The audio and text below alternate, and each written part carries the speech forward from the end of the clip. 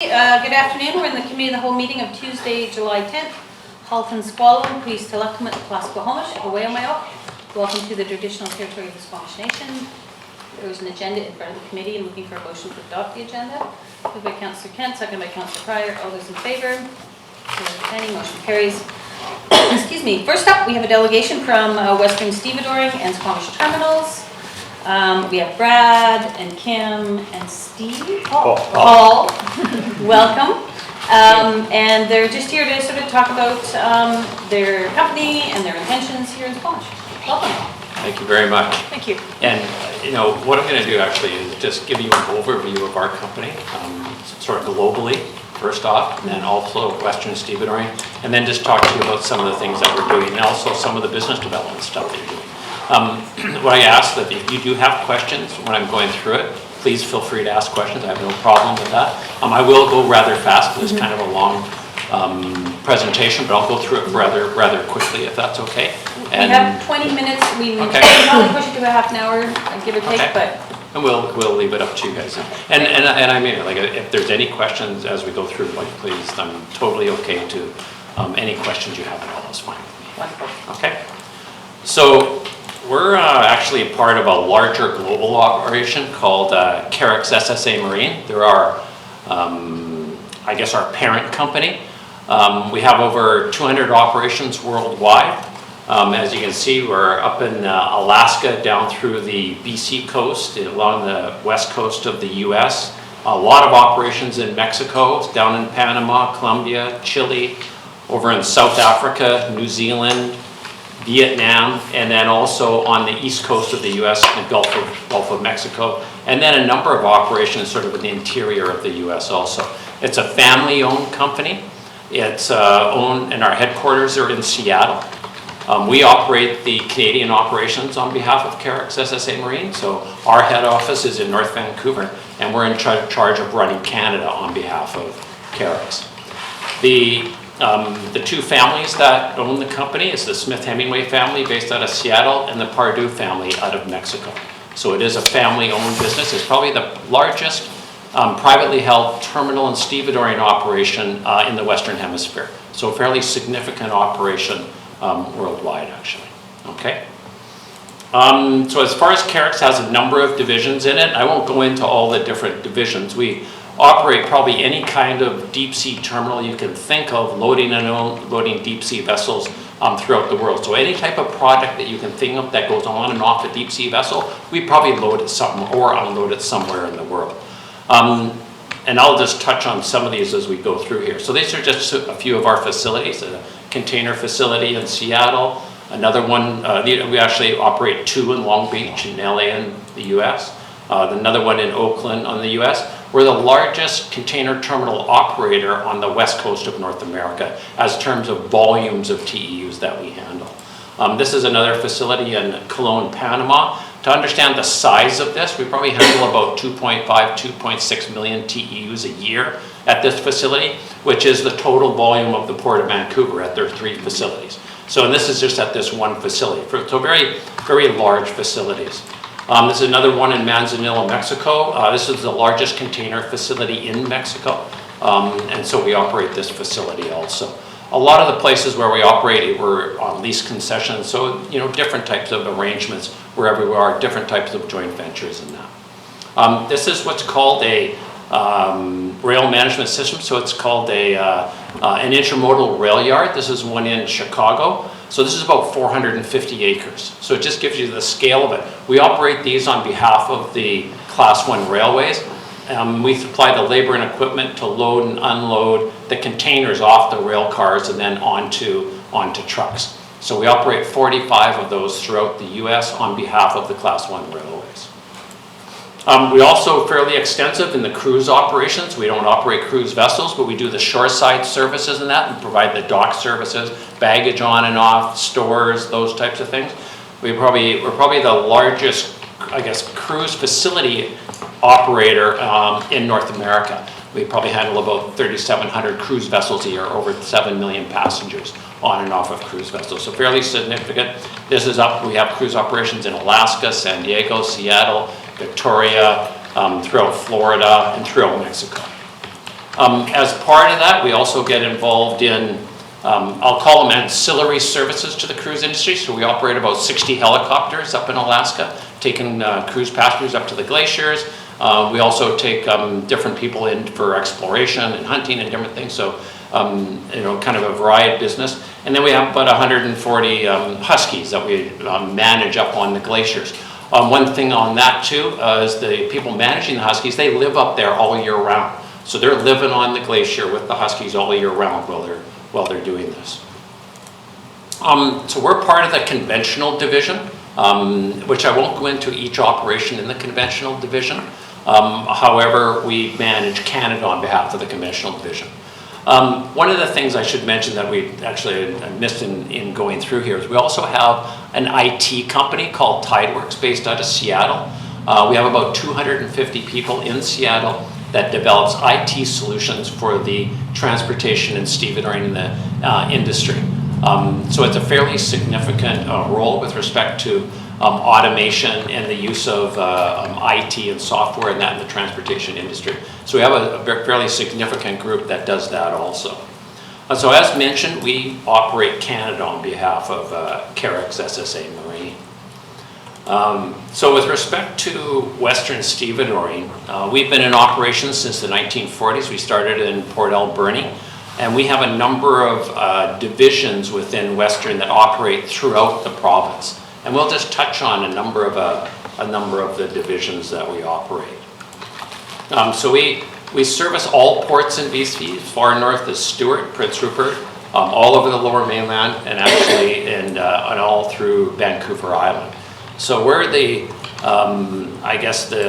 the largest, most diversified stevedoring company in BC. So what that is a lot of the other stevedoring companies or terminal operators will just operate one terminal, where we operate throughout BC and all ports in BC. So a little bit different than some of the other companies that are involved in this business in BC. Predominantly, we're in the break bulk business, which is loading forestry products and grain and that export, and steel and project cargoes import. So our company is the company that hires the equipment and the men to load and unload the deep sea vessels. And then we also have, specialized operating expertise and those types of things. So we unload things like Men and women. Men and women, sorry, longshore men and women, you're right. Actually, there's a lot more women on the waterfront than you think now. And so we provide, the operating expertise to unload things like we unloaded the sea bus, we've unloaded, I don't know if you know the cranes down at C-SPAN, that big blue crane, we've unloaded that. So large pieces of equipment in that and complicated types of equipment that gets imported in. Our company is the company that usually gets called to come and unload or load those types of products. We've operated Interim since 1977.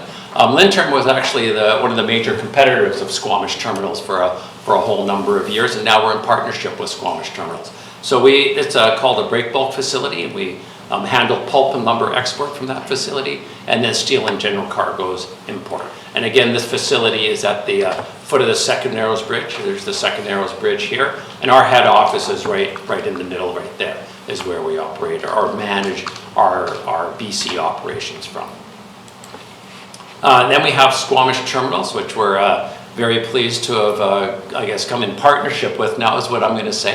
And so we purchased this in the beginning of May. And then we're undergoing, I guess I would call it a whole transition plan with management and working with the local group and figuring out how we're going to work together, those types of things. And that's why we thought it was important to come here, and thank you very much for having us here to let you know who we are and what we do in this area. And I don't think I need to talk too much about Squamish Terminals with yourselves. You probably know a little bit about it. We also operate Ogden Point on behalf of the Greater Victoria Harbour Authority. And so we've operated this facility since the 1980s on their behalf. And we manage the whole facility. So we manage it's about 40 or 50 acres that we manage there, both handling cruise vessels. We handle other vessels there. Actually, we load yachts on and off. And those yachts are actually going back and forth to Australia or the Southern Hemisphere. I guess if you're fortunate enough to be rich enough to have a yacht, sometimes you want it in the summer down there and the summer up here. So we load it on and off deep sea vessels for those types of individuals. Those are just some of the things that we do. The other thing that we do here is that we actually manage barge services and a barge. So on Friday nights, there is, whether they're bands or food trucks and those types of things, and we organize a community events and a number of things like that within the Victoria area on this facility. Maybe we also have get you to do the fireworks next year for Canada Day. There we go. Out on the terminal, or? On a barge somewhere. On a barge somewhere, yeah. I don't think we do fireworks anywhere, but maybe we do. We also have a bus company. I guess this bus company is probably similar to our helicopter company, in that the bus company in Victoria services the cruise passengers predominantly in the summer. We also do taking cruise passengers to Bouchard Gardens. We do charters. We do it through the year. We do city tours, brewery, pub tours, those types of things. I think we were the first company in North America to bring in an electric bus, actually. So one of the big issues with respect to Victoria is community interaction, community interface, concerns with diesel emissions, those types of things.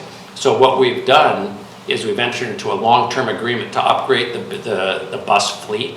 And so we have age restrictions, those types of things. And we're also going into electrified buses to try to deal with the environmental side and the people side of managing that. We also operate a facility called Cowichan Bay Dock. Cowichan Bay is in the middle of, in between Nanaimo and Victoria on the inside of Vancouver Island. I sort of look at this one's quite similar to Squamish terminals, quite honestly. It's in an estuary, so very sensitive environmental area. There's 2 salmon-bearing rivers on either side of our terminal. So we've been involved in the last 30 years doing a whole number of things with either the local community, local environmentalists, local First Nations. We've had salmon rearing ponds attached to our terminal, where our terminal manager actually fed the salmon. His job was to feed them every morning. So we would do that, and that was in conjunction with the First Nations. We've worked with the local environmental groups and the First Nations to put a bridge in. I'm not sure if you can see that. We put a bridge right here, right at the entrance to breach the causeway is what we call it, to allow an avenue for the salmon to go back and forth between the estuary or the small salmon fry. We've been involved in planting kelp. We've been involved in dealing with derelict vessels. I mean, so we've been involved in all kinds of things in that type of stuff. So I guess what I'm telling you right now is we're used to working with communities. We're used to dealing in environmentally sensitive areas, and so we're comfortable with that environment and working with people locally and stuff like that. Everything is done here locally. We have a manager there, and so it's all we're used to this type of environment, I guess is what I'm telling you, which is similar to Squamish terminals, quite honestly. And actually, I should say that facility we've operated since 1989. We have a lease through to 2039 on that particular facility. So long term. Everything we've gone into is long term to our company is very much about buying and operating long term. So we have a very long term vision within the company. Coast 2000 Terminals is another facility we operate. This is what's called an off-dock facility. It's on the south arm of the Fraser River, bottom of number 8 road in Richmond, if you know Richmond at all. So it's a 30-acre empty container storage yard, plus 200,000 square foot warehouses. And what we do there is store empty containers and then actually fill them with forestry products, whether it's pulp, lumber, or plywood, for export to either to Asia or Southeast Asia, India, and some of the markets. So this is sort of a logistics hub that we operate. We've also entered into a joint venture with a company called Tidal Transport that has a whole number of businesses throughout BC also, and I'll just quickly go through those. We entered in this in 27. Like I mentioned before, sometimes in places that we operate, we'll either go joint ventures, and usually it's with local people, the joint ventures with the company, or we'll be full partners, so we have a whole number of different business models that we enter into. Actually, I'm just going to go back for a sec here. Actually, that way.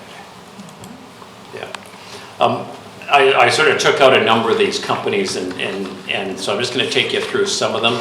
So in Victoria, we have an agency businesses, which is managing the vessel side for the shore side for the cruise vessels. We have operations in Prince Rupert, so we operate a number of facilities in Prince Rupert. This particular facility is the Coast Simpson. We have a partnership with the Lax-Galams and the Metlakatla in this particular business up there. We also have a 55-acre industrial site up there that we do container stuffing and handling a log sort up there. Timac Launch Services. This is taking all the pilots out to the vessels. So the launches, and I don't forget, you guys know, all the deep sea vessels coming into BC has to have a BC pilot on it. Well, we have the launches that take the pilots out to meet the vessels, whether it's by Victoria or wherever they need to go on and off the vessels. We do that. Also, the vessels that are parked in Burrard Inlet, we'll take either crew back and forth or stores, those types of things. And then we also deal with the cruise vessel on waste disposal, either supplying stores to them or dealing with their waste products, recycling. So we have a full recycling program and waste management program that we do that's all documented and dealt with the proper waste disposal, those types of things. So we're familiar with that. And then we also load logs and coordinate loading logs out of BC also. And that's part of our tidal joint venture businesses. Safety, very, very important part of our company. A lot of the stuff that we handle is very heavy, large pieces of equipment and also large products in that. Our products range from a half a ton up to 600,000 or 600 tons. So we've just unloaded actually what's called a stacker reclaimer, which was 650 tons off a vessel. And that particular vessel, they evacuated all the crew off the vessel, except for our foreman and a couple of our operating personnel and the captain, to unload that because it's quite dangerous when you're moving that size of product off a vessel. So that's the type of stuff that we do, and safety is really critical, and you need to know what you're doing in dealing with that kind of stuff. Something goes sideways is not a good thing. Again, we talked a bit about environment, also a very big part of what we do. A very big part of what Squamish, I think, has been involved in.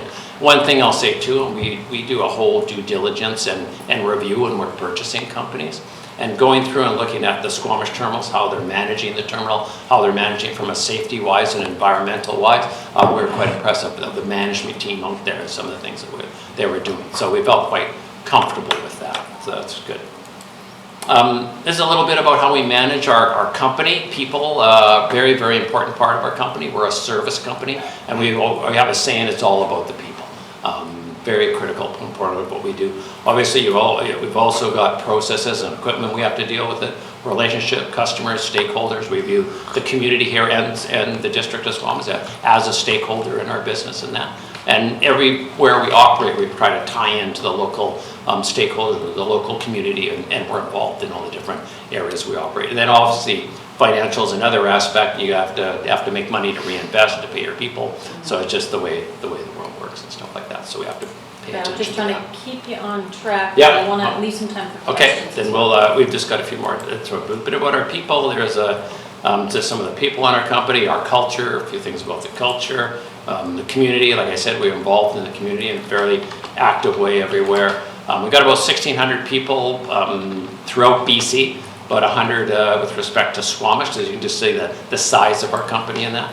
On business development, a few things going on. We're in a joint venture that's building a large grain terminal in the Port of Vancouver, so we're actively doing that right now. We're expanding our facility at Lintern, probably adding about 20 acres onto that and expanding that right now. We're developing an auto terminal in Nanaimo, so that is actually underway right now and should be operational in 2019. And we're also involved in Prince Rupert doing a number of development things. So we have a team and we're in charge of doing these projects within BC. And there we go. Oh, you did that really well. That's all. I just sort of moved through it really quickly there. And so I know it's a lot to take in. I guess what I'd like to say is that, we're pleased to be part of the community here. We view it as a partnership and working together in that. Very much we'll continue a lot of the good things that the Squamish team have done. That's what our company does. We also are very much about local control, local management in that. So Paul Morris is our manager here, so you might see him a couple of times in that. But we're very much about empowering our local people to deal locally. So it's not like we're going to be managing it from North Vancouver. That's not the way our company operates. And it's the same with respect to Seattle, where we're in charge of BC and Canada. We do all our projects here. So it's our decisions that usually carry the weight. Yeah. Okay. Thanks very much, Brad. So- I've got a few people here. Sure. Appreciate you coming. I know one of the things that struck me as we met a couple months ago was that you are very focused on ports. Yes. And that provision, where Star Shipping, who owned Squamish Terminals before, was predominantly a shipping company and not a port company. Maybe you could reflect a little bit about how that gives you a bit of a different perspective here, and also a little bit about what future. I know it's mostly pulp and some steel and metal and stuff coming through the port, break bulk Yes. Style of shipping. What are your sort of plans for that port in terms of? Yeah, I could probably answer both of those questions. So our company, yes, our company, what we do is we build and operate terminals. We build and operate terminals throughout the world. That's what our company does. So we have the operating expertise and the equipment to do that, to both develop them and actually repurpose them. Like whatever needs to be done, we have the capability to do that. In Seattle, we have a business development team, so we have project engineers, development engineers, those types of things. So we specialize, this is the type of work that we do, as opposed to Greek Star. They specialize really in carriers and vessels and operating carriers, not in operating terminals. So we'll bring a different perspective to Squamish terminals and hopefully add some value and probably learn some things from some of the people there. With respect to the go forward and what we're doing, we don't plan any major changes with respect to Squamish terminals right now. We're, like you said, we're going to be exporting forestry products and importing steel and import products. Right now there's a big demand for steel and import steel products right now. So we're working to sort of manage that. Yeah. Is that good? Despite all the tariffs? Yeah, despite all, the tariffs aren't quite there yet, so we'll see what happens. And that's a whole nother subject that I just got to shake my head at, like, come on.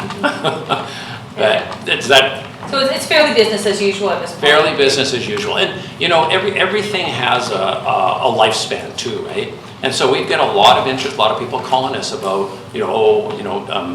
we've had interest in pellets, we've had interest in all types of different products. But at this point in time, we're in the business that we're in, and we'll carry that on until our services are required. And then we'll take a look from there. Okay, now what do we do? Okay. I have Karen, Peter, Ted, and Susan. Yep. Thank you, Brett. I guess building on the mayor's question, how did you see Squamish terminals being strategic to add to your family of companies? Like, what prompted the decision, and where do you want to see it go in the future? Yeah, I guess Squamish Terminals was a competitor of ours. Okay, and actually, quite honestly, we foretold maybe not the right word, that it was going to be sold. So we would rather we buy it than somebody else, and it is our business, so we're quite comfortable with it. And so, in talking to Greek Star is a customer of ours, and they've been a customer of ours for probably 30, 40 years. So we know them very well too. And so we talked to them about it, and they're still a customer at the terminal under G2 Ocean, which is a different company. So we came to an agreement to buy the terminal. So it's a strategic asset for us. The other side of it is there's not a lot of terminal land within the Lower Mainland or within BC. I mean, it's very limited where you have rail access, truck access, and actually flat land on deep water. There's relatively few. So it's a scarce asset. So we felt it's a valuable asset also is the other side of it. So sort of two aspects. And plus it provides synergies between our companies and that. And the last thing, we got to hire Kim as a vice president of finance and administration and strategy at Western Stevedoring, which we had a need for that particular role too. So there was a whole variety of things with respect to the budget. It was really all that answers the question. Yeah, she came with the deal. So. But it also Yeah, go ahead. it also extends to business as usual, and all the issues and things that we work on together, we have over the years continues on, and the BCR properties is just strategic off-dock sort of opportunity there. We will continue to have those conversations. We'll continue to have conversations around marine strategy, around the truck route. All those things are still really important. The estuary, all of them are still really important. Thanks. And we're quite comfortable having those types of discussions and dealing with the community and all those things, wherever we operate.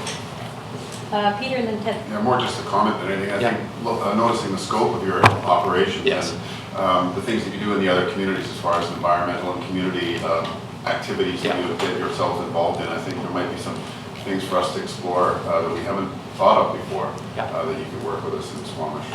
Some environmental things and some other community events that Patty was saying, who knows, but it's nice to see that you are in depth and those other communities are reaching out to do those kinds of things. Thank you. Ted and Susan. Yeah, thanks. Yeah, that's quite a company. I guess you can just go from It is. terminal to terminal and have a working holiday, right? So on Pete's environmental comment there, I did have, one of my questions was, you know, Kim will remember when we had that oil spill down there. And, you know, big blob of stuff went into the estuary and nobody was ever really satisfied with how it was handled. Have you got, is this going to be new policy for that? Okay, a new policy for that. I'm Well, not sure I can answer the specifics of that. Well, I think what happened after that was Squamish Terminals was supposed to keep oil cleanup booms and stuff on site because there wasn't any on site at the time of that cleanup or that spill. Yeah, I think, there's a number of different factors that came into play with that Yeah. in terms of what were the learnings from that and how do we move forward. Yeah. It's not the terminal's responsibility to clean up. So then it was like, okay, well, do you keep boom material, booms and Yeah. equipment on site? The challenge with that was always, well, how do you don't train, we're not the core, that's not our core competency, so you rely on those that do provide that core competency, like Western Canada Marine Response Corps. So they're responsible, the carrier has an agreement with those entities, and they're responsible for those types of cleanups. They respond to those and they do it in the fashion that's required under the regulatory. Yeah, So the ship sails we away would, and the oil stays in the and estuary. a lot has changed since then in a number of aspects of. Okay, well, that was but just, yes. I was Yeah, just and curious. just on that, it wasn't necessarily the terminal's fault, it was the Vessel. vessel's That's correct. responsibility. But I think Still is. the point is that the point that was made back then was to have those booms in Squamish. That's right. Who trains them, who stores them, that's another, but having them there to be deployed very quickly was the sort of the crux of the issue. Exactly, and as we build, sort of mass, so let's say other entities like wood fiber or other, marine businesses, then there's maybe a business case where it makes sense to have something locally. Yeah, But so we until don't then, have- until then there's other. So that's something to consider in the environmental arm of your, Yeah. you are in Yeah. an estuary And with everything environmental, there's always the regulatory requirement, and then there's Yeah. what's a best practice. That's And right. that type of best practice And is the right something the thing to do. community and other business entities, like we Yeah. need to be you having those think of your conversations. fire down there, I mean, how involved everyone got in that. And Exactly, dashing down to help. that's right. Okay, so then now the Harbor Authority, what's your feelings on Harbor Authority? Like, do we need one? I'm not sure why you would need one here, to tell you the truth. I'm not sure. Have you ever thought of having a harbor Well, authority? I'm not sure what- Vancouver. As a port authority. Yeah, Port Authority, that's what I Yeah. meant, Port Authority. Yeah, yeah. They've offered a few times to take over Squamish. Have they? Sorry, I shouldn't laugh. That's not a appropriate Having a response. conversation at the conference is not offering. Yeah, they've offered every UBCM when I meet with them. They Yeah. We'll take you over. How would I answer that? I mean, there's some positive things of the Port Authority, and there's some not positive things of the Port Authority. And nothing comes for free, so I would be cautious in your discussions in that area. Yeah. Okay, All right, one more, Ted, and then we gotta move on. okay. Now, so you didn't say you were going to expand. I mean, you have room to expand down there, but there's nothing in the future for expanding. Yeah, I don't know all the details of the potential expansion. I know there are some areas to expand, but there's environmental issues. There's a bunch of other Yeah. things related to that, but there's no plans at this point in time. We could use more land right now for handling products, but Well, you have. we'd go through the proper channels of how Oh, we of work course. at that. Yeah, I wasn't insinuating that. Exactly. I thought it was good to go a few years ago that they were Yeah. moving forward in that direction. Yeah. Okay, Ted, I'm So, gonna okay. move on. Okay, And so- then have you looked at the North Yards as a possible expansion? We continue to have conversations with the same landlord, Yeah. right? Yeah, BCR. And so that's conversations with them directly and the District of Squamish as well. We're all in terms of land use there. I do have one more if I get a chance. We- You have time really- after? Yeah, or another time. I have Susan and Sasha. Okay. Thank you. first of all, welcome to Squamish. Thank you. And yeah, acquisitions it's amazing watching the larger companies taking over and everything sort of regionalizing. It's amazing. Yes. If there's something that you could see that we could do better or help you out with I know that we've talked a lot about taxation and, but if there was a land use thing, if you could pick something, what could we do better for you? Well, it might be a little early for me to answer that question, is what I would say. But To I help you. appreciate you asking the question. And I mean, the biggest thing right now is just good communication between us. I would say that is really, really critical. So if there's things that you guys want to bring up, don't wait. Like, call right away, right? And so And the I think that's communication really has been good. pretty good. It's Yeah. good, and Paul is Yeah. sort of the direct channel on the day-to-day, Yeah. and of course, we're involved, but, Yeah. Paul needs to be sort of the face now, and he's patience, I would say, because he's getting used to the operation, and also this new role in the community, so, and then, Christine just sent us an email on the port property tax. Yeah, cabinet. appreciate that So very much. Thank you very much for keeping us in the loop on that, I think it's really important. It's one of the issues that we have to deal with as not only a terminal, but also as an industry and communities. So then, looking to the future, you have expanded, it's amazing watching the expansion into different things, and you've expanded Yes. into steel and piping. Are you looking at other products to expand into right now, or is this? Not at this point in time. We don't have any projects, I guess, on the books in that, really. Down the road, like I said, it'll depend on volumes and volumes of business. And if some product falls down or decreases, then we would have to look at supplementing that product somehow. So it'll be a point in time. Thank you, welcome. Thank you. Sasha, come on up. Thanks so much. So at committee meetings, we invite the public if anyone wants to Oh, perfect. participate or Yeah. ask questions, so this is Hi, how Sasha. you doing? Pleasure. Hey, Sasha. Yeah, I'm doing well. Yourself? Good, thanks. So your comment on large ships and yachts made me make this connection. Okay. And perhaps this involves you folks, perhaps it doesn't, but I suspect at the very least to be part of the conversation. Do you ever see a ferry from Vancouver to Squamish being a possibility? Probably not our area of expertise, to tell you the truth. Like I said, again, when you get into those things, I know there's been ferries trying to go from, or not ferry, there would be a fast ferry from Vancouver to Victoria. And the whole ferry systems, it comes down to the business case and those types of things, right? So I don't know, I mean, if there's enough people working downtown back and forth, would it be a commuter ferry or just what are you looking at, right? So you guys don't run any ferries? No. But I mean, No, we don't get into that business, Yeah. so I would be speculating from my perspective on it. Thank you so much. Just Yeah. made the connection because Yeah. the ship's coming, that's all. Yeah, okay. thanks very much. Ted, do you want to have your one last question? Well, yeah, I just watched a program the other day on Sure, the fuel that these big ships run on. which Yes. is, bulk fuel, yes. and that each ship is the same as 2,500 cars. In the CACs, and so have you got anywhere where you see solar coming in or a new form of? Yeah, It's a actually I real saw a bad mock-up thing. of a solar vessel once, but I mean, that's a real futuristic. Yeah. One of the things that they are doing into next year is they're going into low sulfur fuel products. Okay. They are looking at going to propane, but again, we don't operate deep sea No, I know. vessels, so. We do have a little bit of. But yeah, it's better to have a little bit of insight into it. Will there be alternate fuels down the road? Likely there will be. Solar power probably is way off just because it takes, some pretty significant power to move that stuff around.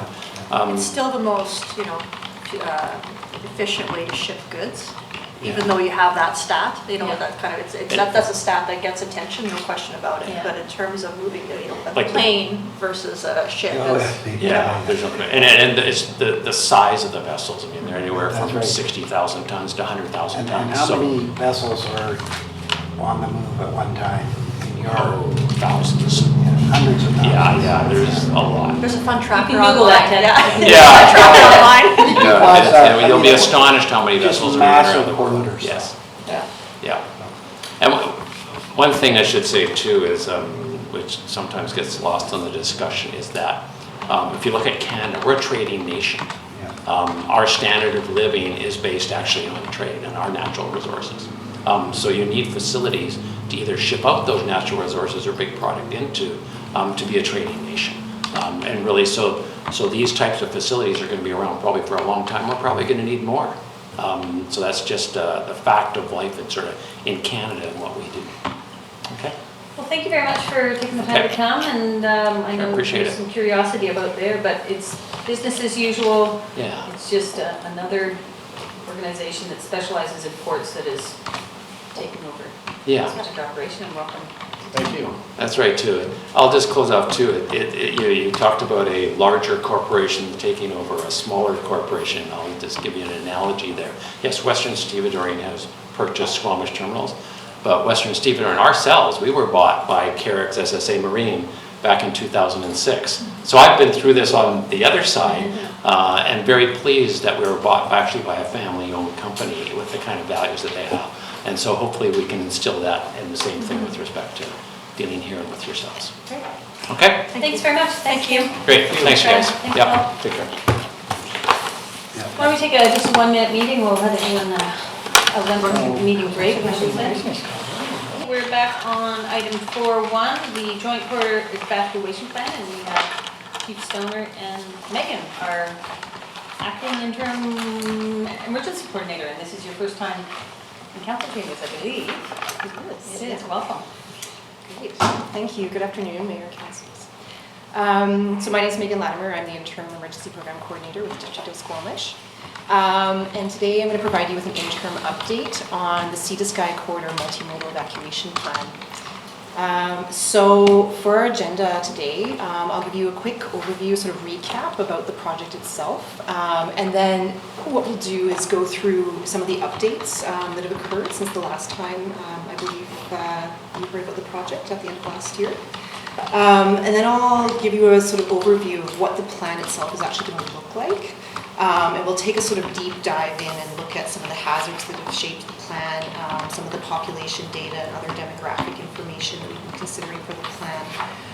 And then we'll turn to look at some of the transportation infrastructure and transportation of people that are being included in this plan. And finally, we'll finish with the next steps. So the Sea to Sky Multimodal Evacuation Plan basically outlines the process and resources for the complete evacuation of either the District of Squamish or the Resort Municipality of Whistler to the north or the south using the existing highway system as well as any other safe and practical modes of transportation. So that could include air assets, it could include rail or marine. And the plan itself considers all hazards. So it's not specific to one hazard. The processes can actually be used for any type of natural disaster or man-made hazard that we might encounter. And it takes, it can be used for both advanced notice hazards where we have a number of hours or days to prepare, or immediate threat no notice hazards. So since you last heard about this project, we've had a number of developments. We've confirmed a 50% cost sharing model with the Resort Municipality of Whistler. The current project budget is looking at like it'll be about $130,000 in total. At the beginning of the project, we had an external consultant, the Emergency Management Planning Group, which helped us set up the steering committee and the initial milestones for the project. And we've then moved the rest of the work in-house. So this has actually saved us quite a bit of money. We've retained the firm ISL Engineering to complete the technical aspects of the plan. So they're doing an in-depth technical review of all of the highway infrastructure in order for us to be able to select evacuation routes and strategies that really maximize the use of the infrastructure that we have, and then to minimize the evacuation clearance times for each community. In addition, we have formed a steering committee which is going to oversee the development of the plan. The steering committee is made up of different representatives from local government, so from Squamish and Whistler, SLRD and Pemberton. We also have several First Nation communities which are included in this. BC Ferries and Squamish Terminal for the marine side of things, RCMP, BC Wildfire Service, Administrative Forestry, Emergency Management BC under the Ministry of Public Safety, MOTI, and we also have a number of transit representatives, so BC Transit, Squamish and Whistler Transit. Whistler's Transportation Advisory Group has a representative on the steering committee as well. And finally, we have the Canadian Red Cross present as well. So the plan itself is going to be laid out into 3 parts. There will be a sort of overall guiding document, which is the real strategy. And this document captures all of the research and analysis that we've done. It'll be the written document that sort of has all of the history of all the decisions that are made. It'll have all of the information on the evacuation options, the resources, the assets. The other 2 components of the plan will be much more operational. So there will be a GIS map, which will provide the spatial component. And then there will be an operational plan, which is really the sort of grab off the shelf, quick guide in terms of how we would actually implement the plan. So I'll show you a couple snapshots of what those look like. So for the GIS mapping, ISL Engineering has actually mapped out the entire highway from West Vancouver to Lillooet. And they've identified all of the different features and constraints that are along the highway. And each of those points on there, we can click on them and actually drill down into specific information that's been captured at each of those points. And then underneath that, there's also photos of those areas. So this is really important to us when we're actually implementing the evacuation, because we can actually look at where we would pre-position resources, such as fuel trucks or tow trucks, to assist with all the vehicles that are coming out. The operational plan, it really consists of these sort of straightforward charts which show what your actual resource is, what capacity it provides, and how you would use it. So this example here, it's just for illustrative purposes, so don't worry about reading the text, but it's to show the transit assets that School District 48 has. So it shows the number of vehicles they have, what the seat capacity would be in terms of taking people out, any special considerations like wheelchair lift capacity, anything that you would need to actually operate that resource. So Class 2 driver's licenses, for example, the number of drivers that are available in the quarter that could operate those coaches. Insurance considerations, so in the summer those buses aren't actually insured, so we would have to consider that if we were using it in evacuation. And it'll also include all of the contact information that we would need to be able to implement. And this is just another example here. This is actually one of the cards that would be used for a position in the Emergency Operations Center. It's sort of like a checklist of what they would use. So this one is for notifying different vulnerable populations in evacuation, and being able to map out the resources that we would use to assist them. So when we started putting together the plan, our first step was to start looking at the different hazards that would actually precipitate a mass evacuation. So in Squamish, we have, I think, 48 of the 57 identified hazards in BC. So we have a lot going on, but we drilled it down to what we actually think would precipitate a mass evacuation. And through this process, we determined that there doesn't seem to be a hazard that has the scope and scale that would cause a mass evacuation of both Squamish and Whistler at the exact same time. So this is partly due to the distance between the communities. So we think 50 kilometers is enough of a buffer that it wouldn't be a simultaneous evacuation. It's also a little bit due to the nature of the hazards that affect each community. So for Squamish, we pulled from a number of different sources on this. We have already the community risk assessment report that was completed back in 2015. So that sort of outlined our main body of hazards. We also use the Integrated Flood Hazard Management Plan to inform this, as well as the forthcoming Community Wildfire Protection Plan, which is in draft version right now. So for Squamish, flooding is obviously one of our major concerns. Flood-related hazards like debris flow. We had a number that were low likelihood, but that would actually probably cause a mass evacuation. So that includes things like failure of the Daisy Lake Dam, collapse of the Garibaldi Barrier, volcanic eruption that caused an ash cloud to come in and to affect air quality. And then finally, wildland urban interface fires is one of the other main evacuation hazards. So we also included human-caused hazards. So hazardous material release we consider could actually cause mass evacuation as well. And so the other part of the planning process has been coming up with a number of design scenarios for Squamish in terms of what the evacuation would look like and trying to consider worst case scenarios. So in order to develop the evacuation plan, we started looking at the following questions. We started looking at how many people would actually need to be evacuated from the area, how many vehicles might be on the highway at any one time, what the potential need for transit services would be. So for people that didn't have cars, how would they actually be able to get out? And we took all of those questions and started looking at what data we would need to answer those. So our main data sources have been the 2016 census data, and we've actually taken that and requested semi-custom data profiles for each of the neighborhoods within Squamish and Whistler, and tried to align those with our evacuation zones as well. We're still waiting on that data. It's quite a long process to request that from Stats Canada. Related to that, we also have requested data from ICBC, which will give us figures on car ownership by household.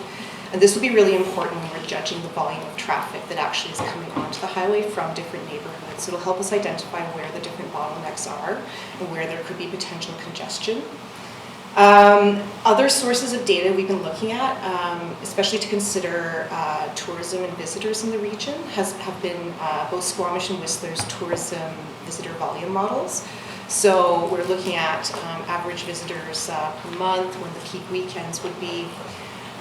We also have been looking at the number of beds in hotels, spaces in campgrounds, parking spots in provincial parks and in local parks, to try to come up with figures that actually represent how many people would be in Squamish in a maximum scenario, as well as in other types of feasible scenarios. So the first two initial scenarios we've come up with are looking at a peak summer day on a weekend.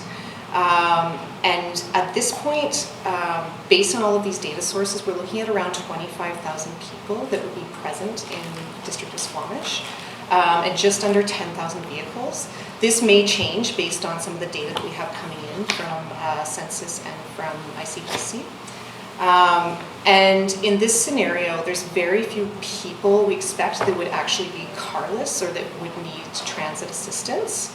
That's a very different scenario during a weekday. So in our second scenario that we've selected so far, we're looking at a peak summer day to capture the highest number of tourists that might be in town, but also to capture the commuters that have moved out of town and the high volume of vehicles that are already outside of District of Squamish boundaries. So we're looking at somewhere between 30 and 40% of the working population commuting outside of Squamish, which means that those vehicles would not be available during an evacuation. So you can see under the fourth column there, the number of evacuees that may need transportation assistance really skyrockets in that kind of situation. So we're looking at 8,500 people that might need assistance with transit or some other way to get them out. The other thing we are considering in these design scenarios is where people might go. If they go to the north or the south, that depends a lot on what the hazard is that's going to be affecting the community. But in terms of where they end up, we're also looking at the shelter considerations and trying to predict how many people would actually need assistance with shelter and group lodging.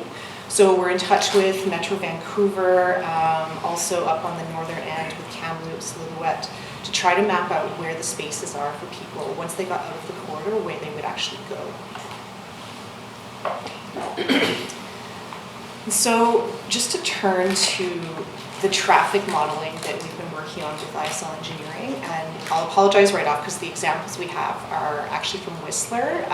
They are working on the Squamish ones right now, but they started with Whistler and then they're doing Squamish second, so we didn't have the ones for Squamish ready yet.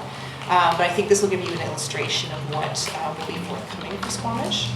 So ISL Engineering has been using some software called PTV-VISM, which is sort of the industry standard for modeling detailed and complex traffic scenarios. And it actually models every single vehicle individually and takes into account things like human behavior. So there's a lot we can build into the traffic model.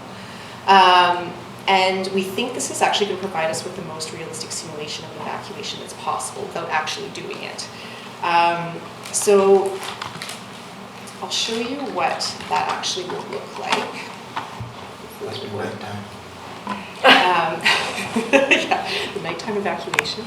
So in this example, it'll show you, keep in mind that this doesn't have the updated information for Whistler in it. It's sort of, we've run it with what we are sort of approximating with, it's an immediate notice evacuation, which basically means every neighborhood's going at the same time.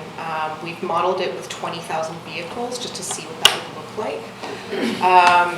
If the evacuation starts at 7 a.m.,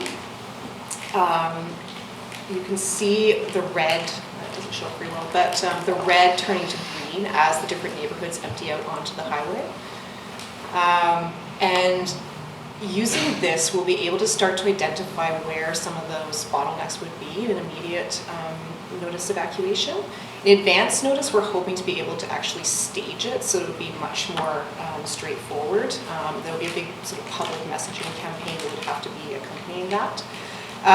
But this will at least be able to give us more accurate predictions of how long it would take to actually empty out either community and what the effect is further downstream or upstream, depending which direction they're going.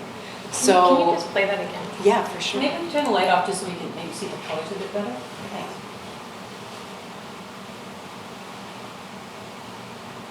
And the counter on the side is the time of day. So the red means it's traffic is heavy? Traffic not is still moving heavy efficiently? and moving out, yeah. And once it turns green, then it means that the neighborhoods have been emptied out.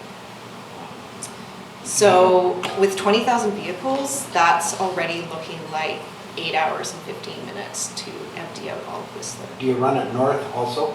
Like, Well, yes, when we do the, once the model is built, we'll be able to run any different number of scenarios. So we're looking at going north, going south. In Squamish, we're actually going to split along the Mampom and see what happens if we send people north and south. Because, you know, if it's a dike breach or flooding, then in that case, we might have people going both directions. And as we get updated information, we can feed that into the model at any time. The expensive part is building it. The runs after that, we just pay for the modeler's time. So, I mean, as Squamish grows, we'll be able to input new population data. As there's sort of new developments that happen along the highway, we can also start to consider that as well, and what impact that would actually have on the highway.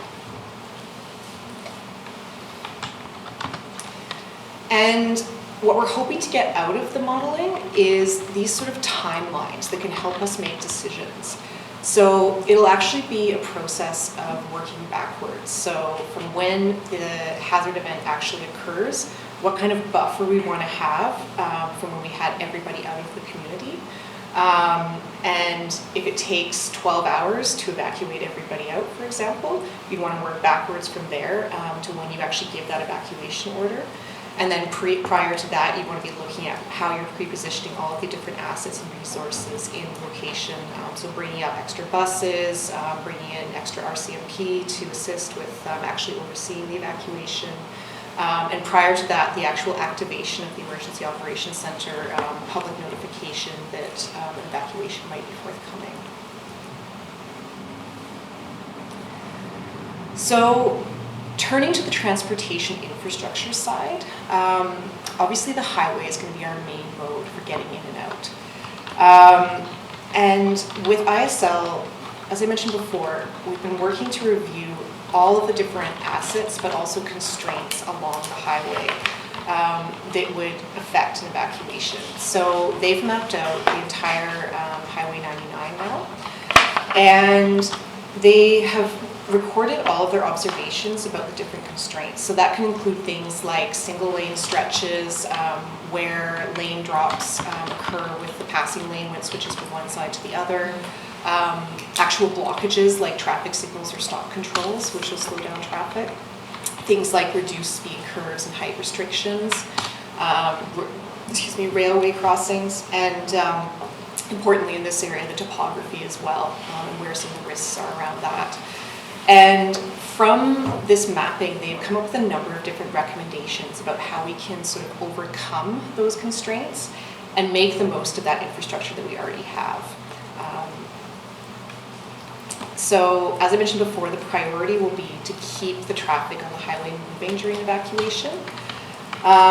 Initially, when we were looking at options, we considered 100% contraflow. This is something that's done a lot down in the US. You see it, with in Hurricane Katrina, they just changed the direction of all the lanes, so they're heading out of town. Those highways are very different to our highway. So we ruled this out fairly quickly as an option, also because we want to keep a lane open for getting emergency vehicles in, for extra supplies and resources coming up. Also, if there is any kind of accident or incident along the highway, you want to have space to be able to move cars off of it that would be stopping traffic. The other option related to this that ISL has recommended is looking at reversing the middle lane between Squamish and Whistler, so that you would have 2 lanes going in one direction, depending which way you had to go. And that would be about 40 kilometers worth of highway where we could look at doing that. So we've been in discussions with Ministry of Transportation and Infrastructure because they set this up every year for Grand Hondo. So we're looking at how much time that would actually take, what kind of resources would be required, whether they need to bring people in from outside the corridor as well as supplies.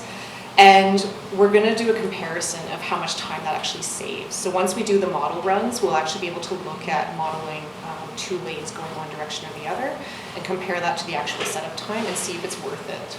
So it'd be sort of a cost-benefit analysis. The other thing we're considering as an option is traffic control at specific intersections. So from our analysis, the traffic light system actually does work fairly well in terms of keeping traffic moving efficiently.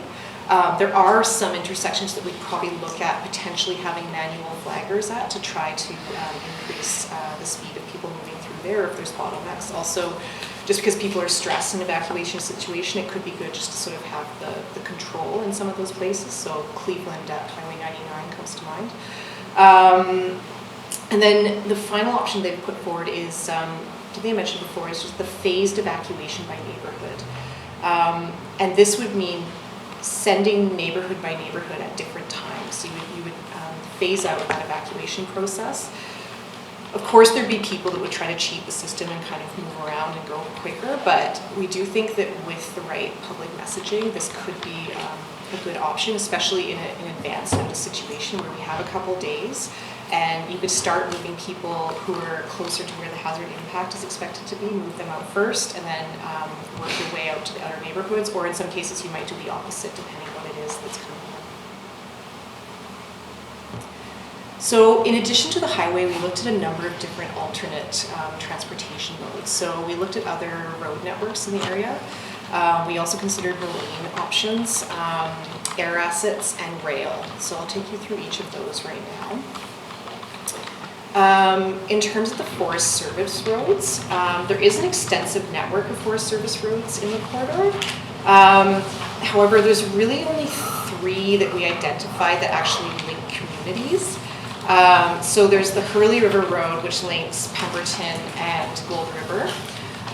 There's the Injunct Forest Road, which is Pemberton to Harrison Lake. And then finally the Squamish Indian River Road, which links Squamish with Indian Arm. When we were looking at these, I mean, the Forest Service roads, they're really not maintained to the same standard, obviously, as a provincial highway. They're pretty rough roads. And when we were discussing with the steering committee, we agreed that they're probably not a viable option as a mass evacuation route, just because the conditions, they won't be suitable for most vehicles or most drivers. We are going to include them in the GIS map as an option, sort of for last resort.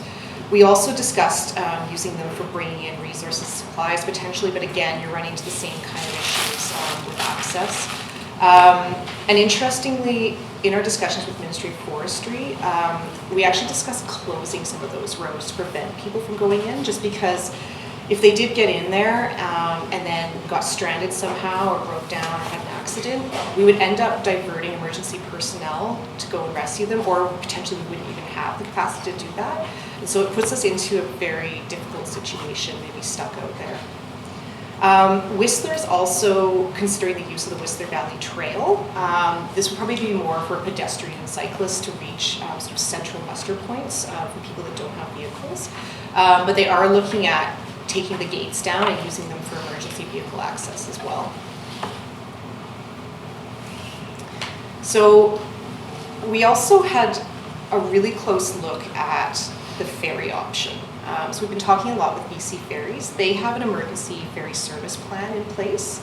And that plan has 2 emergency ferry docks at Porto Cove and Darrell Bay, which are maintained and tested every year.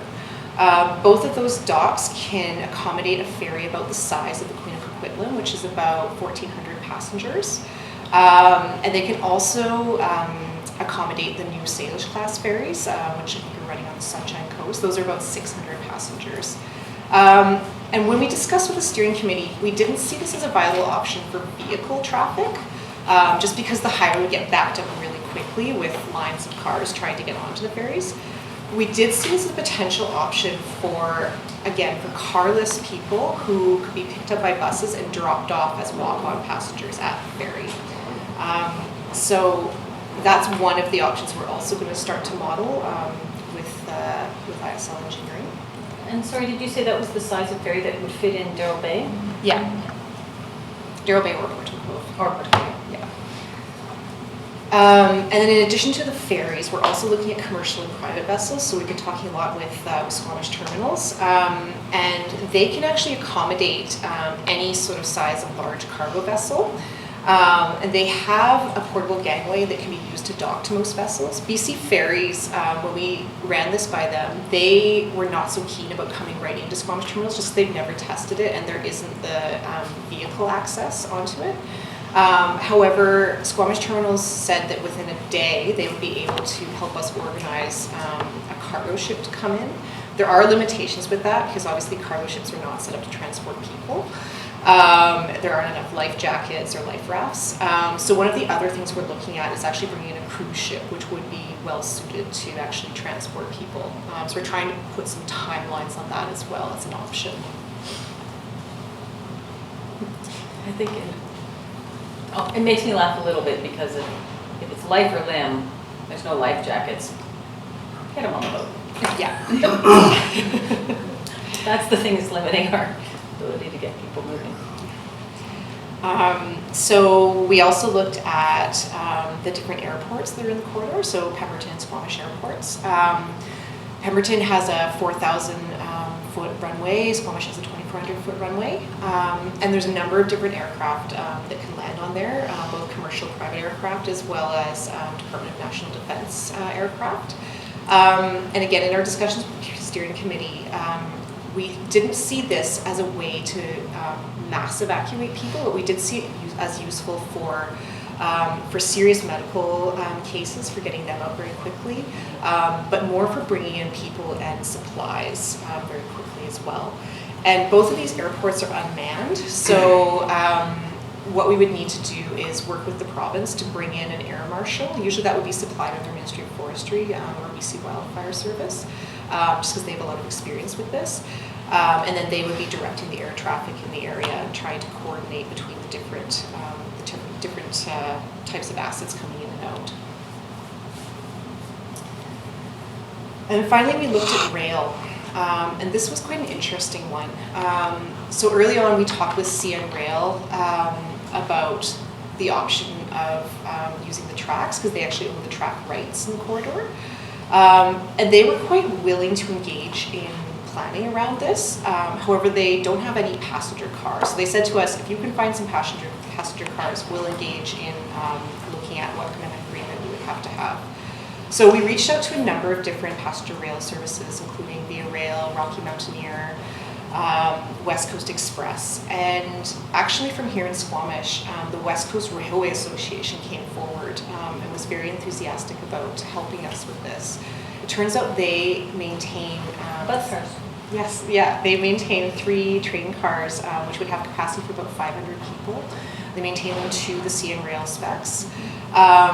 There are some limitations around that because they need to have a CN Rail engineer and staff to be able to operate them. However, they do that regularly for Thomas or for Polar Express. So it's not out of the line of possibilities that we could organize this. There also would need to be an agreement with the CN Rail Union as well as for the tracks. And so when we went back to CN Rail with this option of using the West Coast Railway Association trains, they said that's great. We don't want to engage in agreement with the local community. We'd rather do one with the province, with Emergency Management BC. So we've now requested that to see whether they can start to put that together, because that would save quite a lot of time in an emergency. So, there's one of the trains there. And so finally, in the plan, we looked at the transportation of people. And obviously, we expect most people will evacuate via their personal vehicle. But as part of this, we'll really need to emphasize that people should just take one vehicle. Because what we saw happening in Williams Lake last year and in other communities was people were taking, both vehicles, the camper, the boat, sort of anything they could drive out of town, and that was really, really clogging up the highway and really congesting it. So there will be quite a sort of public messaging campaign that would be necessary around that. And what's interesting is when we started looking at this, there's actually enough seat belts in cars to take out everybody in each community. The issue is not enough vehicles, it's actually just the distribution of vehicles among households. So as one component of addressing this, we started looking at ride sharing as an option. And we examined in a number of different communities whether this had ever been done formally, and we couldn't find any evidence that it had. It happens a lot sort of grassroots and organically, like people will pick up people on the side of the road as they're heading into town and the wildfire's coming. But we didn't see any formal application of it. So we're trying to look at how we could do this. And obviously it would have to be a voluntary process, so there's obviously some safety considerations in there. So we've been discussing a lot with the RCMP how this would look. I think, in a worst case scenario, it might be sort of flagging down vehicles, and if they have spare seats, asking them to take people from a central muster point that don't have vehicles and putting them in the car. And again, it would have to be voluntary just because you wouldn't want to stick an axe murderer in with someone, but it is... There's a lot of axe murderers in town. Emergency management. Consider all the possibilities. So Megan, I just want to keep you on track. Sure. Yeah, I'm not sure how many more slides you have. This is, I think, the last one, actually. Okay, awesome. Yeah, so we're having a closer look at that. And then finally, obviously, buses as the main mode for taking out people without vehicles. So having central muster points and picking them up from there, or having transit buses go around to bus stops and picking people up from the stops that they already know. So we're talking a lot with the transit operators to see how that would look. And just quickly on the next steps for the plan. So we're waiting the semi-custom census data for each neighborhood, and that'll really inform our evacuation routes and strategies. And it'll really feed into the evacuation modeling and then the development of those timelines and where those decision points need to be. We're also finalizing what the concept of operations would look like for coordinating evacuation and also the decision making around that. And then finally, we're just confirming the shelter capacity of other communities for absorbing people from Squamish and Whistler. So, thank you very much. If there's any questions. Well done. Karen on my list, Tech. Thank you so much. It was great to see this come forward. So I was reading it with like a worst case scenario in my mind because we're a one-car family and we both work in the city. And so it's many days where our children are here by themselves.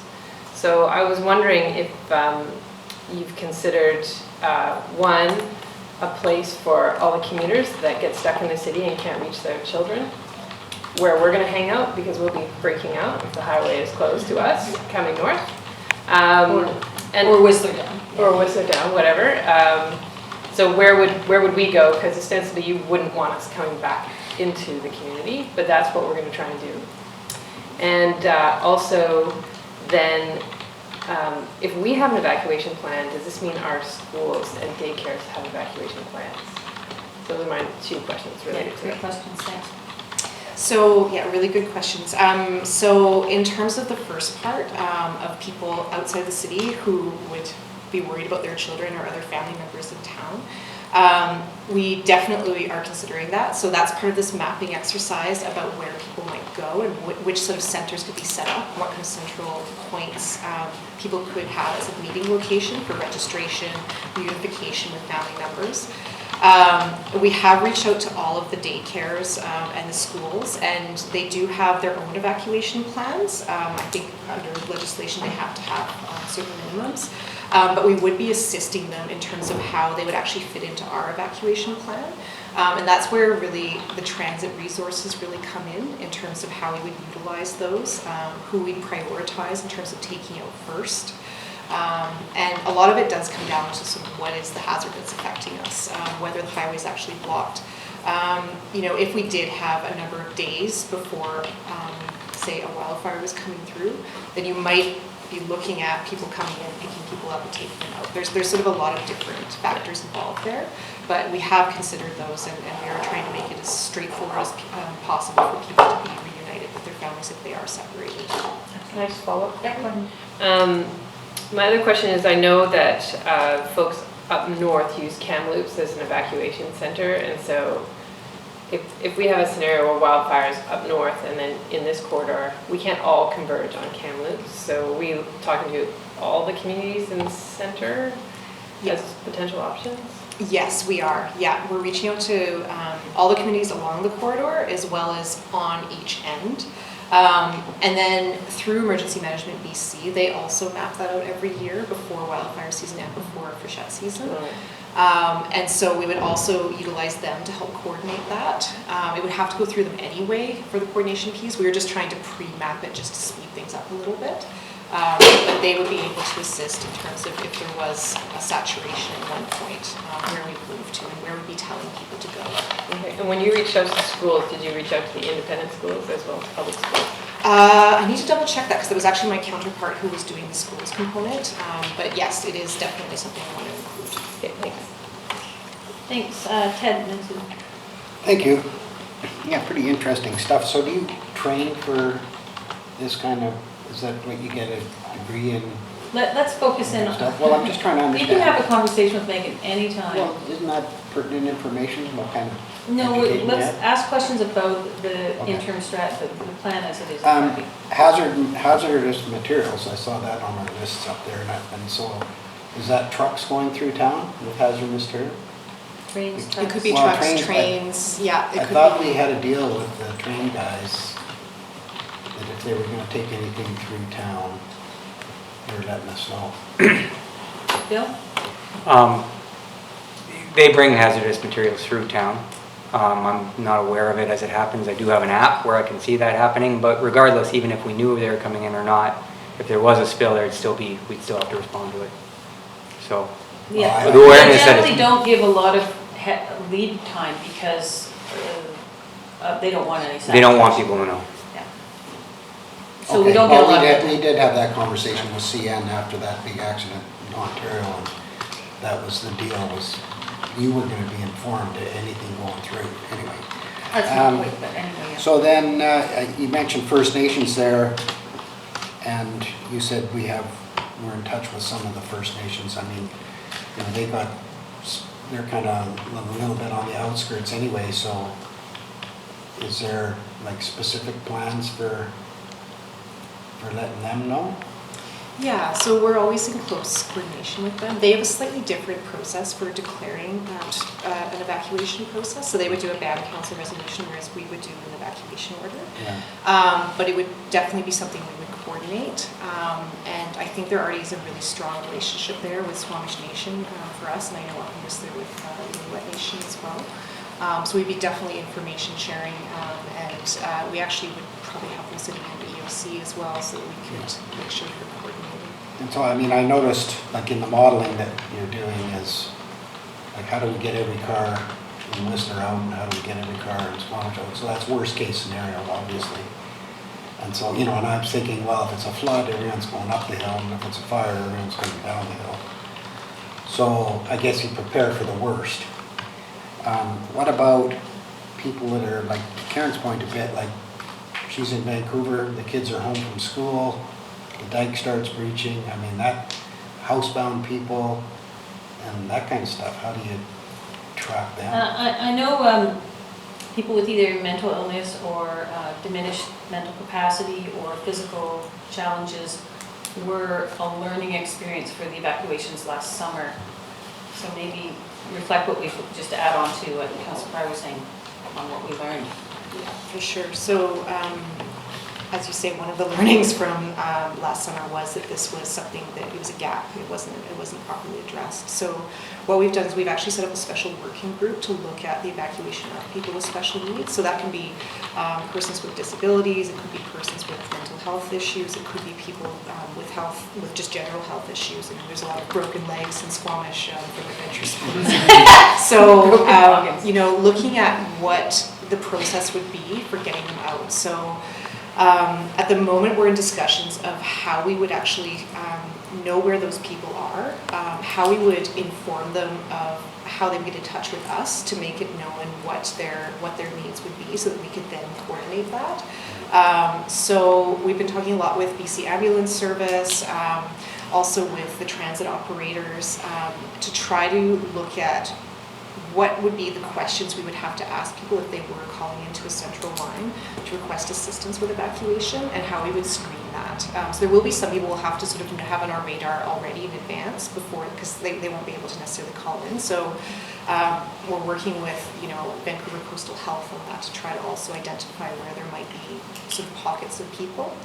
The senior population is another concern as well. So with this working group, we're trying to map out what those processes would actually look like, and who's best placed to actually intervene for which group. I know that part of our Squamish Alert data collection is trying to get that information too. How many people do we have signed up, and how many more people would we need to sign up to the Squamish Alert system? So we've got about, I guess we'll say 14% of the community, but 25% of the adult community in Squamish signed up for it. I would like to see that target at least doubled. So, you know, we have half the people in town actually are aware of what's going on. Within that data collection, or when they sign up for Squamish Alert, they can flag there if there are any kind of special needs or considerations that they would need support with in an evacuation or disaster scenario. So we do have some data on that, on individuals, which is quite useful for sort of considering how we would assist them. But it is something that we need to do some more public education on for sure. Thanks. Susan? Thank you. I'm wondering about community hubs and basically resilience hubs. They were supposed to be in our budget, and they seem to have gotten pushed off a few years in a row. And I'm just you know, these things seem like an essential service, even just for medical care. Things like insulin shots and ongoing medical care for people that aren't able to get out if the highway's shut down or if there's no access for transportation. So where are we with the neighborhood hub? That's a very good question. So we're building community gardens in centralized places. Is it possible to work with our community on developing resilience hubs along with community gardens? Because if we're already putting in community gardens, having a trailer in these places for emergency supplies would be an amazing idea. Yeah, I mean, it was something that we were looking at for this year. It wasn't a budget priority for this year, but we will absolutely be bringing it back for next year. Thank you. Yeah, I'd like to see it in the budget next year. Is that a coordination with Vancouver Coastal Health as well? Yeah, we're actually coordinating very closely with them on this project, and just in general. In order to have medication at specific hubs in neighborhoods so that people can have access to their medication with pharmacies, ongoing medications, like insulin is one that strikes me immediately because that would be a disaster. But yeah, that would definitely have to Yeah. Yeah, well, I'm not sure about the detail. That was Alexis's program, and she'll be taking it when she comes back. There's probably security issues with keeping, depending on where you have it stored. So it's something we'll look at. Okay, excellent. Thank you, Bill. Thanks.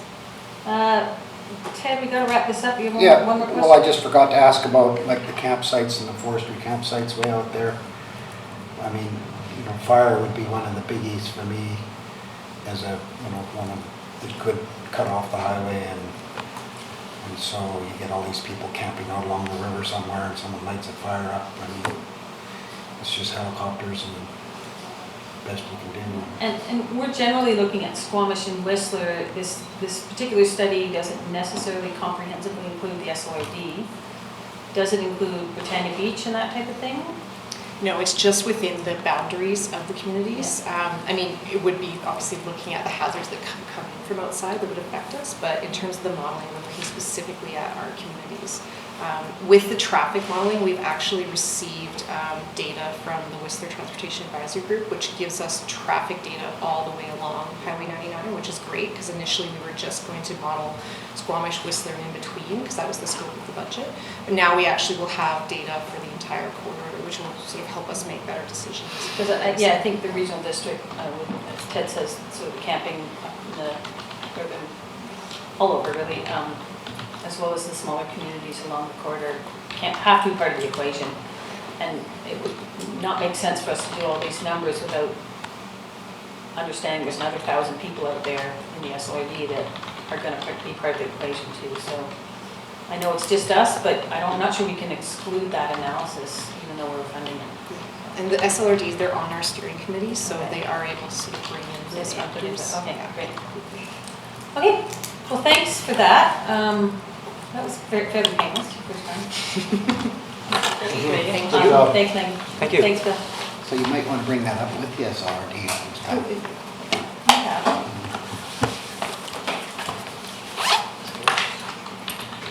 Floods or fire, that's where a lot of camping, floods, loads and fire zones. Just for all we live. And All that. yeah, I mean, moving the 50 people who are camping is one thing, moving 20,000 people into town is another. Logistically. Yeah. All right, next up, we have item 4.2, our sewer master plan, which feels long overdue.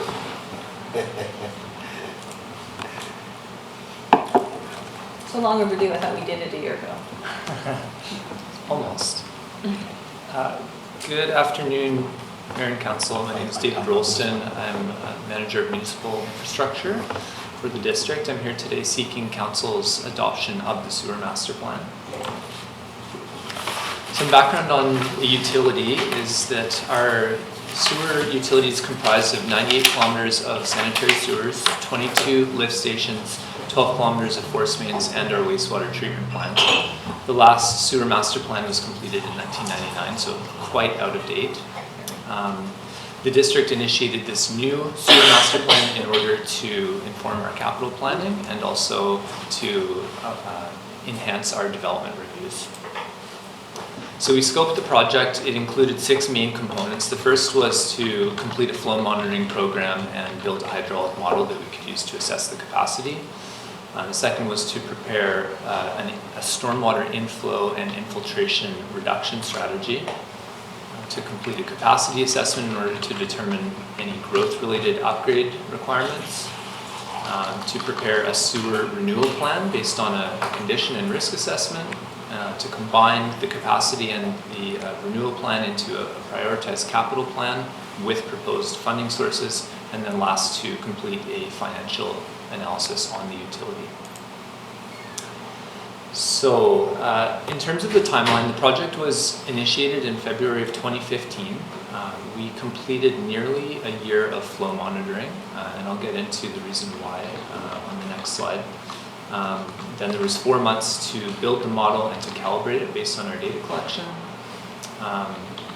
District staff, engineering and planning staff completed a growth scenario, and Opus completed their capacity assessment up to November 2016. over the course of the next year, they prepared the sewer renewal strategy, an inflow and infiltration reduction strategy, the capital plan, the utility rate analysis, and a final draft of the sewer master plan. So that was complete by August of 2017.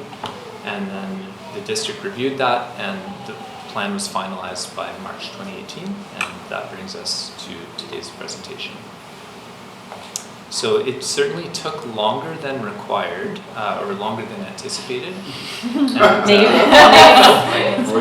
And there's probably, I'd say, two main reasons for that. The first was because we spent an extra 6 months collecting flow monitoring data, which turned out to be quite valuable, and that really actually probably saved us a lot of money in terms of not going and upgrading sewers that we thought were over capacity, but in fact are not. So that was time well spent. And then the other was just resourcing both on the consulting side of things and internally. So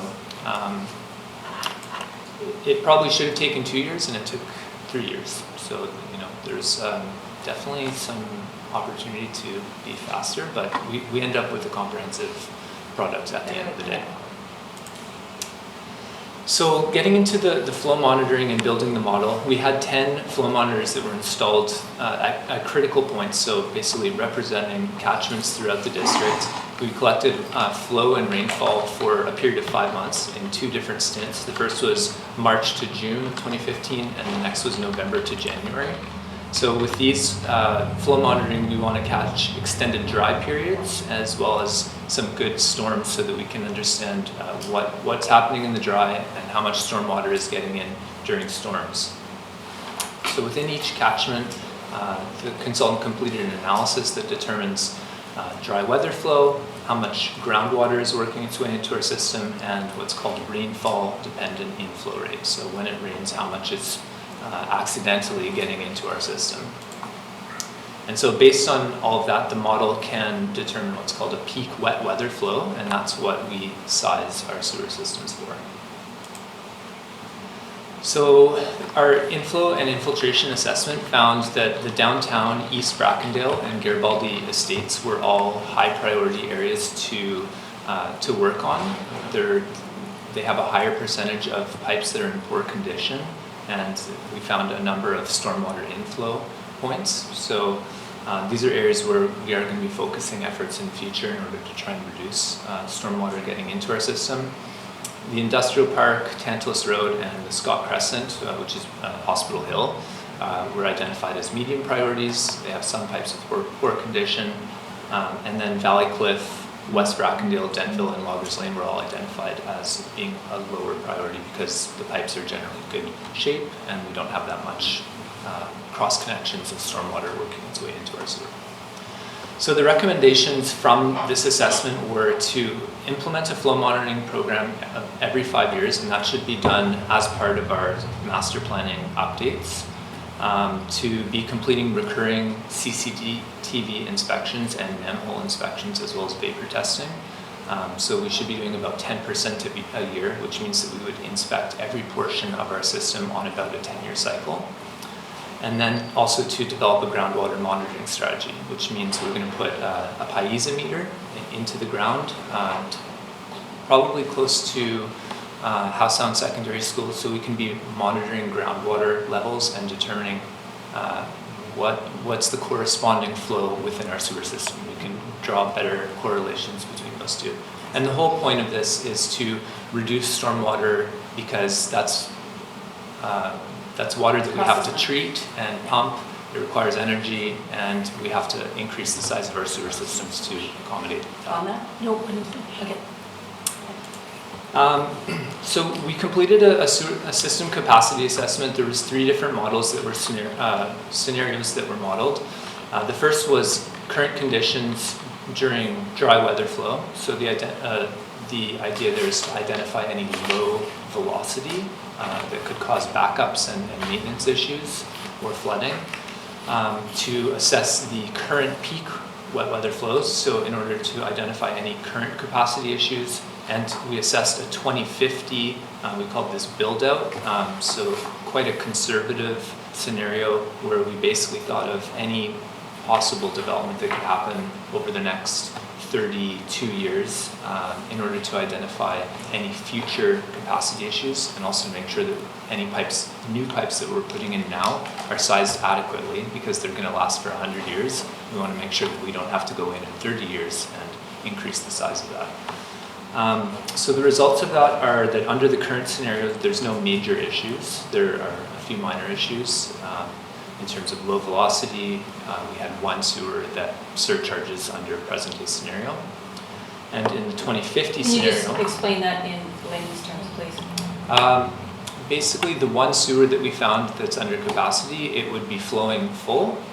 It wouldn't be surcharging into anyone's house because this one doesn't have any house connections and the manhole lids are below So the level. surcharging means? It's basically flowing under pressure. In And the it should wrong be direction. flowing under gravity. Not the wrong direction, still Okay. going the right direction, but it's Okay. basically, instead of flowing as a gravity pipe, it's basically pressurized. Pressure is moving it. Yeah. Okay, thanks. On that? Yeah. Just on that capacity, so given our growth as we're going now, and given the fact that you're pulling back and reducing that I&I, how long do you feel before we would need a significant upgrade to the wastewater treatment plant? Is that 2050? Well, That's putting it out there. We may get there. we, If you're gonna get there in your presentation, you can say the question. no, I won't, and Okay. the reason why is because the sewer master plan actually is specifically focusing on the distribution conveyance network.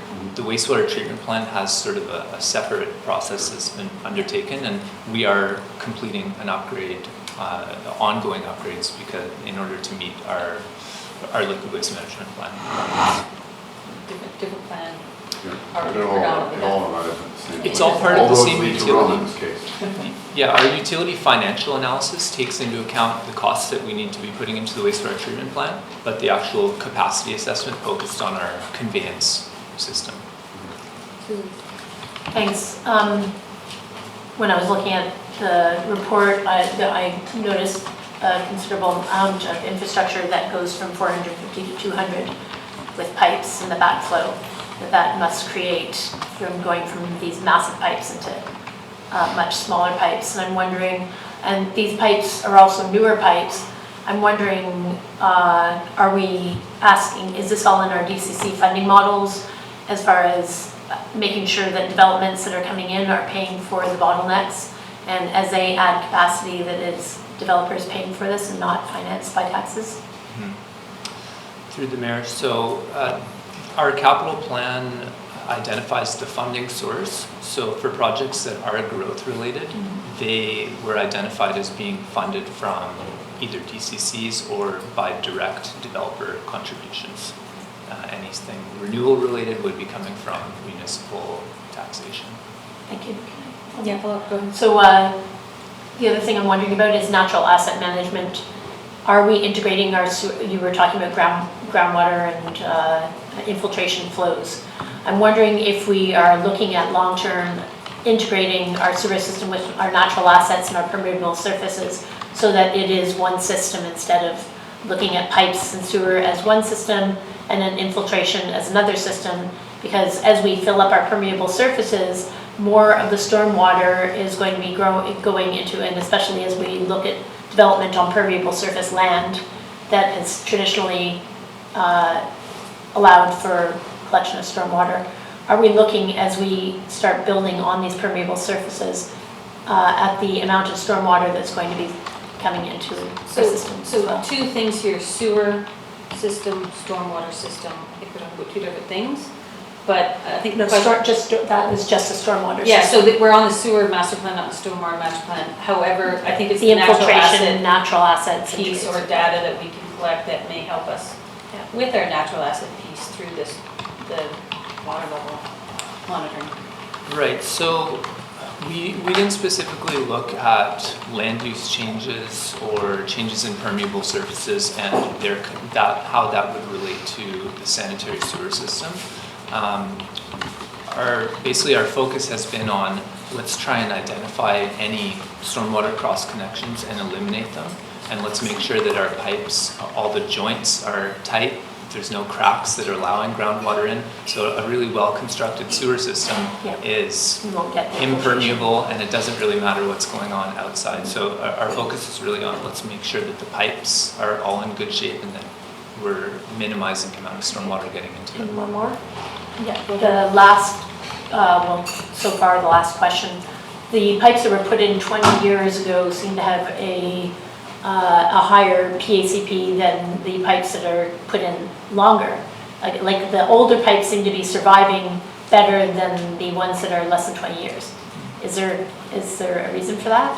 Or is it just the size and the capacity and the joints and? That's what the report, I'm just reading off the report. Yeah, and I know you have more to present, and I just wanted to answer questions for clarification on what you're presenting, but we kind of got off track a little, that's okay. Maybe answer that, and I'll just ask council it, unless it's specific, we'll hang on until the end of the presentation. So historically, what the pipe that was going into the ground, say 40, 50 years ago, was asbestos cement. It's a rigid pipe. I think that it was a simple construction. Recently, say around 20 years ago, there was a shift to PVC pipe. And PVC is called a flexible pipe. And what happens if it's not constructed properly is that the ground sits on it and it deflects, and then the joints aren't tight. And so I think there was a collective learning in the industry about proper pipe construction and installation. So installations have gotten better, but there probably was an initial period where they weren't constructed properly. Thank you. I have Ted, but maybe I can wait. We'll let David, I want to see if we can wrap this up in the next 10, 15 minutes. Okay, I'll do my part. Thanks. So a quick snapshot of the sewer network is we actually have a relatively young sewer network compared to other lower mainland municipalities. About 50% is greater than 40 years old. 16% is built within the past 10 years, and the remaining 30 is between 10 and 40 years old. As I mentioned earlier, 56% of our pipe network is AC, asbestos cement, and the remaining is PVC, so vinyl, plastic. And then there's a small percentage that is either ductile iron or polyethylene pipe. Our sewer condition in general is actually very good. About 87% of our system is in good or very good condition. Only 2% is in very poor. So overall, we're actually looking pretty good. In terms of the sewer renewal plan, this is on the left is a bit of a flow diagram. Opus developed quite an innovative tool that allowed us to optimize our renewal plan. It looks at the design life of a sewer, so that's based on the age and material, but then it also takes into account recent condition information that we have. We've actually CCTV inspected our entire sewer network over about the past 6 years. So we took that into account, and then we also took the hydraulic capacity into account. So using all of this information, we determined the renewal year as well as the optimal renewal method. So it determines basically the lowest cost of $1 per meter per how much life we can get out of our system. So there's a lot of different ways that you can renew sewers. You can dig them up and replace them. You can reline them. You can make spot repairs in certain spots. You can increase their size. So there's a whole range of different means of upgrading the system, and this looks at that and optimizes it. So it's quite unique and innovative. So the capital plan is separated into growth related. That's the capital projects that are growth related is about $15 million between now and 2050. So that works out to just under $500,000 per year. And a lot of that will be funded directly through the DCC bylaw or by development. And then we have $40.8 million of force main and gravity sewer renewals over the next 32 years. About 75% of that is between 2032 and 2050. So it's still quite some time away. It works out to about $1.2 million per year. So a total of $56 million between now and 2050. Opus then used all this expenditure information. They completed a financial utility analysis, which includes our wastewater treatment plant expenses, and all other operating and any expenses, revenues for the sewer utility to 2050, and they determined that an annual revenue increase of 5% is required in order to fund the utility. A lot of that is going to happen through growth, so it's anticipated that a 1 to 2% utility rate increase per year will provide sustainable funding, and that is in line with what we've been doing recently, as well as planned increases for the water utility. So some of the successes of this project are, as I mentioned, we did this quite detailed flow monitoring program and calibrated our model, which we didn't previously have. And so that allowed for downgrading our peak flows. We have much less of our sewer system under capacity than what we previously thought. So that saved quite a lot of cost on growth-related capital upgrades. And then also this innovative program and tool that Opus developed for optimizing our sewer renewal. And then lastly, the utility financial analysis that takes all of our costs into account. So it was a very comprehensive sewer master plan. So the next steps for us are to begin implementation of the capital plan, to continue our ongoing inspections of 10% of our system a year and any related repairs, and also to collect flow monitoring data and update our sewer master plan in 5 years. That's all for me. Awesome, thank you. Ted? Yeah, thanks. Now, because we're doing all this planning, we got our plan in place, we get more grants, right? In general, yes. When we can demonstrate that we have been planning for expenditures and that we understand our system, you're much more likely to get grant money. That's what's really good about this. I mean, I've seen us get a few grants because of this. So to the rainwater infiltration and the downtown being one of the top places that needs repairs. When these big developments come in that are bumping their zoning and adding all these units to their piece of property, I've noticed with infrastructure, it's kind of it's not necessarily etched in stone how much infrastructure you're going to have to do in both directions, right? So engineering can say, oh, we need a new pipe from here all the way to the end of the street. And there's no real rhyme or reason to that. I mean, I'm just trying to get more out of these big developments when they're getting 50 or 100 units more, and we're not, in my opinion, getting enough CACs and stuff out of them. Let's get pipe work done. Is there rhyme or reason? Gary? Yes, I can answer that. There is rhyme and reason. David and his crew have very good reasons for asking for what they do, because it's necessary to serve the building. The CAC issue is entirely separate. I know. I mean, if it's required to service the building, the developer is required to do it at their cost. They also pay their DCC charges as well. So developers are paying their fair share and more of utility charges. I mean, quite a bit of our infrastructure downtown does need replacement, and a lot of it, they do have to do more work than their customers really have to do, but there is rhyme and reason to it. Yeah, because you can say, we've got 160 units going in here, fix the pipe right through to the end.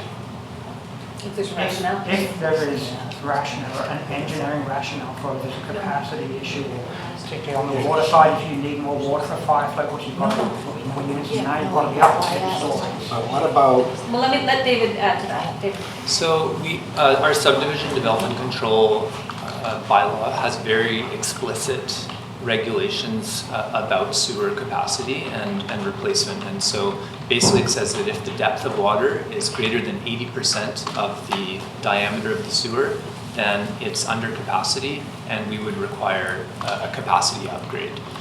So very explicit. We don't say this is an old pipe and you're developing next to it, so you have to replace it. So it has to be a capacity related upgrade. If it's just a replacement for age and condition purposes, that typically falls onto the district. Well, can you not use a latecomer's agreement Yes. Things are required to go farther. I mean, you say that with pipe. In some developments, you say, oh, well, you guys have to blacktop down to the end of the street. Yes, we have latecomer agreements and we can do them, absolutely. So can we do that We do. in these pipes? So if there's a pipe that needs upgrading, Yeah, the what, even though if it doesn't fit yes, into the Ted, criteria. emphasis. So on Government Road where the greases and all that, they pay to do the whole thing. There'll be latecomers that pay them back essentially. Okay. We do it all the time. Well, that's my point, in the downtown. So we have all these big boxes going in downtown. So it's an opportunity to get a bunch of stuff done with a latecomer paying back the developer rather than saying, well, you only have to do this much. Right? So, yeah, if a pipe was shown to be under capacity and not able to serve a development, then we would say it has to be upgraded before the development can go ahead. And if it's called an extended service, so it goes beyond the frontage of the development, then they would be applicable to have latecomer fees. And when you did the vaping in the town, did you do the whole town or did you just do? I believe we have now done the entire town for vapor testing, yeah. Yeah. Well, that was pretty interesting. Any more questions for David? Go ahead. In terms of budgeting, and there's one item saying we need to increase our budget to $100,000 just to take care of that 10% review each year. But if growth slows down, it doesn't mean we should back off on how much we need to collect. And so in times of growth, like how do we balance that? In times of growth, do we maybe collect the 2% increase every year, and then if growth slows down, it's not paying for as much? Like how do we manage that, Christine, I guess so that's that we a question don't through to Christine. let our foot off the gas and fall behind? Because it's easy to do that when most of your big expenses are going to be in the 2022 to 2050, wait, 2032 to 2050. So it's easy to kind of forget about that. So how do we manage that as a council? So thank you. Financial Chair. plan. We take these plans that the engineers bring us. This one will be part of many that we pull into a longer range financial plan, and we build across averaging on growth estimates, and through that we kind of come up with a across the board lift estimate, and then we kind of average it. I'm not going to say that within the 5-year plan we don't go back and forth and discuss, but we're always monitoring that we're at least keeping up with sort of a basic level. And we make a pretty conscious and careful decision between engineering and finance if we're going to not lift a fee. We go back and kind of talk about it. The sewer utility happily currently is in a stable position, and so that's one of the reasons that we didn't lift this year, because we knew that we really needed to lift water instead, and we knew it was an impact to the same taxpayer. Yeah. So we do play with it a little bit in the 5-year plan, but generally we're always looking to the longer range plans to keep that forefront in our minds before we make those decisions. And I think this is somewhere where we don't toot our own horn enough. And I know our auditors were very complimentary about how strategic we've been with all these master plans and integrating them into not only our 5-year financial plans, but our longer range strategies as well.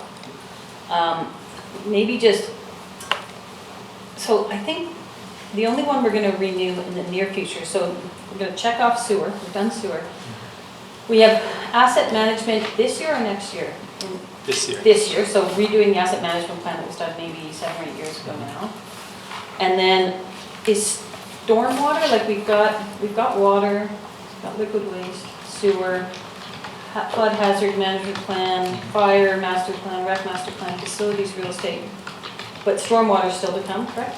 Stormwater? It's sort of integrated a little bit into flood hazard, a tiny bit, but. A little bit, but it's kind of its own unique Yeah. thing as well. So we are doing, we're working on an integrated stormwater management plan that is looking at a big asset, from an asset, big picture perspective. And then after this current integrated stormwater management plan, we're going to do catchment based. So we have about 4 or 5 catchments that we're going to actually go in and do specific modeling and determine capacity and all that stuff. We're not doing that as part of this one, which is a much higher asset level kind of review. So we need to do that.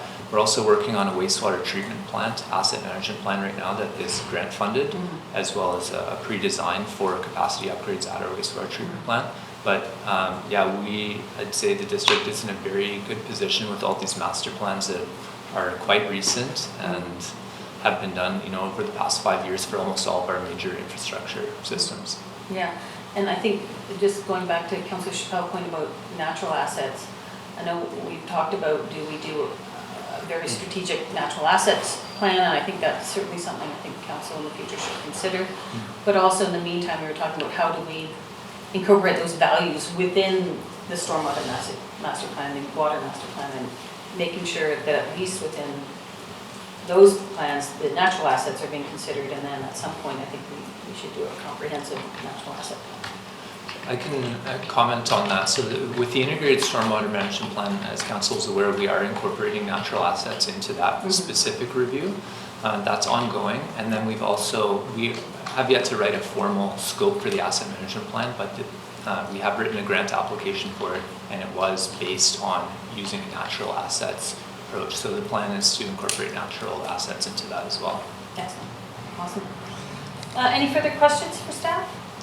No, all right, thanks, David. So you want a motion that we recommend to council that, because we're in a committee meeting, so we can't do it today, but that the recommendation is that council adopt the sewer master plan and begin implementation. Moved by Ted, seconded by Karen. I'll call the question. All those in favor? Opposed? Motion carries. I thought it was a really comprehensively done, well thought out plan. I know it took a little longer than we all hoped, but I think good work. Excellent. Thank you very much. Thank you. Motion to close. Moved by Karen, seconded by Ted. All those in favor? Opposed? Motion carries.